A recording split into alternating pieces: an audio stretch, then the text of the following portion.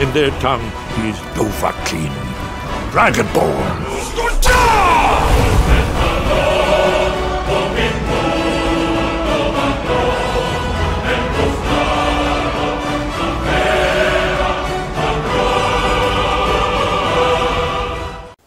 What's going on YouTube? This is Hero Stormwolf and welcome back to another weekly Skyrim mods video. This week we're going to be checking out the Scarlet Dawn armor, the Field Lab 2, and the Winter is Coming cloaks of Skyrim. The first one I'm showing off is the Scarlet Dawn armor. It is a simple leather armor with HD textures. It's not relatively too strong, it's classified as light armor.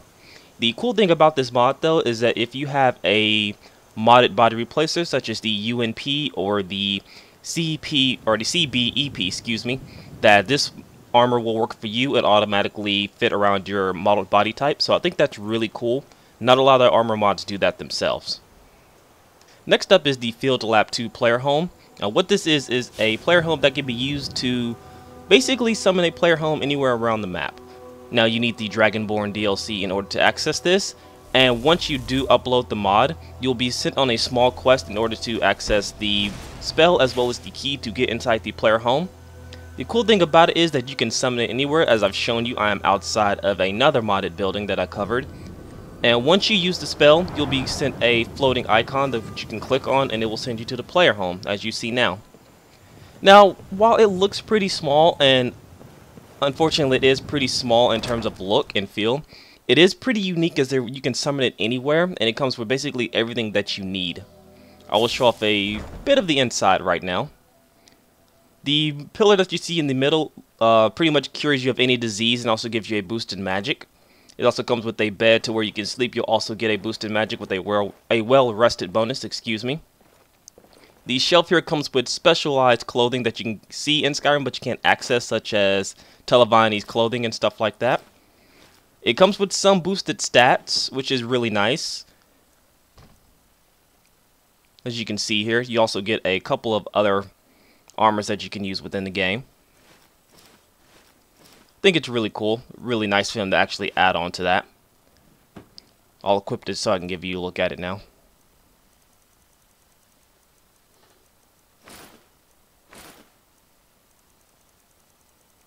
They actually do have a lot of armors and stuff, excuse me.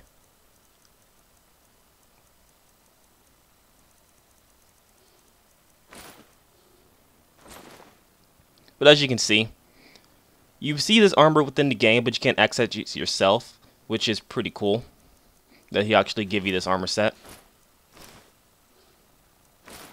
I actually do like this armor set a lot. I think I might use that as my main mage main mage character.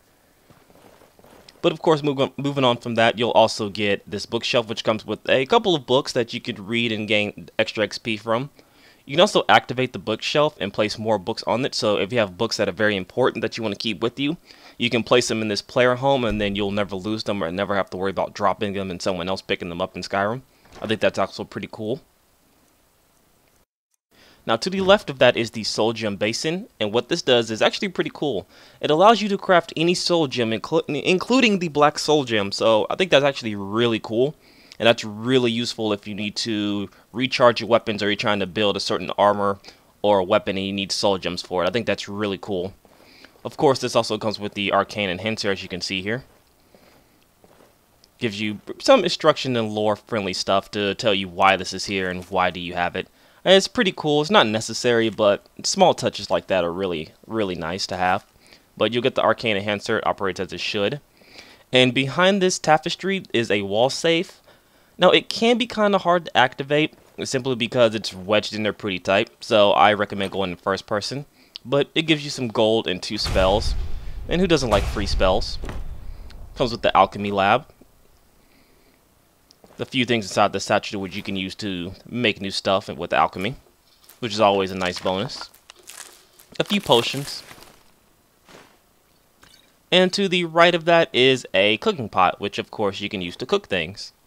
So basically this place has everything you need. What's also cool about this is you can also upgrade it, which I'll discuss here in the next video shot. Once you leave the player home, you'll be prompted to do another side quest in which you can upgrade the mod. Now, this has you talk to a merchant, which will have you come to a place, I believe, outside of Winterhelm, where you'll talk to the Salt Sage. His purpose is to transport you basically back to Morrowind in order to find the supplies needed to summon the player, not summon the player home, excuse me, but in order to access the furniture and things like that for your player home. I'll skip ahead here. After the loading screen, you'll be prompted to a quick cutscene, which basically tells you that you are back in Raven Rock, which is in Morrowind. And that to be careful here because things aren't as they used to be. Just some quick dialogue, a quick cutscene. It wasn't really necessary, but it's actually really nice, and I actually like it a lot.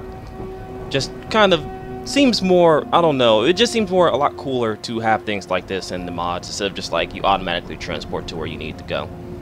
So after the quick cutscene, you'll see that Raven Rock is discovered, and that here you'll need to search for the person that actually sells the furniture for your player home. This random guy will stop you and basically tell you that why are you here, no outsiders are allowed. You don't have to, there's no particular answer you have to give him. You can just be none of your business or just looking for work. He's not really prompted inside of the mod itself. It's not the person we're looking for. I'll skip ahead here. Once you arrive in the town, you'll need to talk to one of the random merchants, it doesn't matter which one, and they will tell you someone by the docks, which is Velian Andrano. He basically has the supplies needed for you to build your player home. He will give you a brief history as to why he has the player homes. It boils down to basically mages back in the day used to use the field lab in order to access things on the fly, but as time went on, they no longer needed to access the plans and things like that. So I'm just going to buy 2 plants here, the exterior plants and the blacksmith anvil, just to give a quick demonstration of what you can do with it. I'll summon the player home here after I get done talking to him.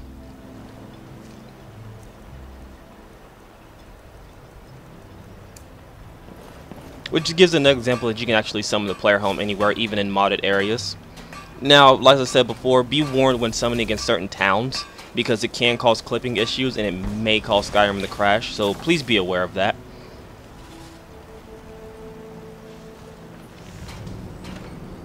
Now, once you float back up, you need to read the directions that you had, which will be under the books. And if you have the ingredients, I'll use the planning instructions first. Now, this one doesn't have any ingredients, so once you read it, it'll automatically fade to black. And when it comes back, it says the exterior plants removed. And now there's no more exterior plants. I will use the other one I have is the anvil. Same place as before in the book section. You read it, and I do have the materials.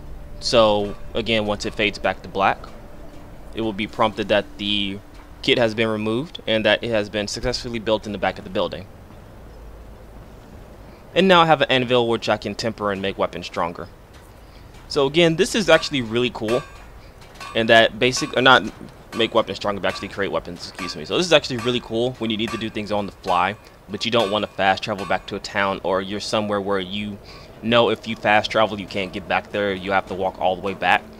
So this is where this mod really comes in handy, to where you can summon on the fly and do everything you need to take care of. The last mod I'm going to be showing off is a lore-friendly mod to where it adds cloaks to Skyrim. The final mod I'm going to be showing off today is the Winter is Coming cloaks in Skyrim. What this does is adds lore-friendly cloaks into Skyrim, but unlike the other mod, Cloaks of Skyrim, this adds basically pelts and hoods instead of just a normal cloak.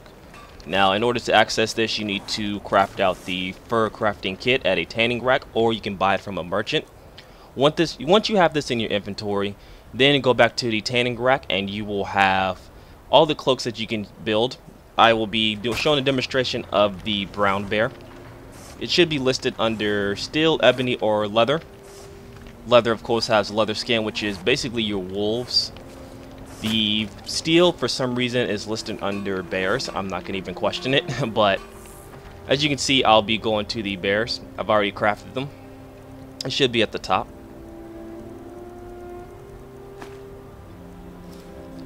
As you can see, it looks a lot better than the regular cloaks of Skyrim. It's a lot more lore friendly. But of course it doesn't go well with this armor, so I'll switch out to something of the vanilla Skyrim armor, excuse me. We'll go with the, of course, fur. and I accidentally equipped the hood. But as you can see, it looks a lot more lore friendly with the vanilla mods of Skyrim. Not vanilla mods, but the vanilla armors of Skyrim. So I suggest you use vanilla armors in order to get the full effect of the mod itself. But that will do it for this week in Skyrim mods. I hope you guys enjoyed it. If you have any mods that you want me to check out, leave them in the link in the description. I'll try and check them out as soon as possible. Catch you guys next week. Peace.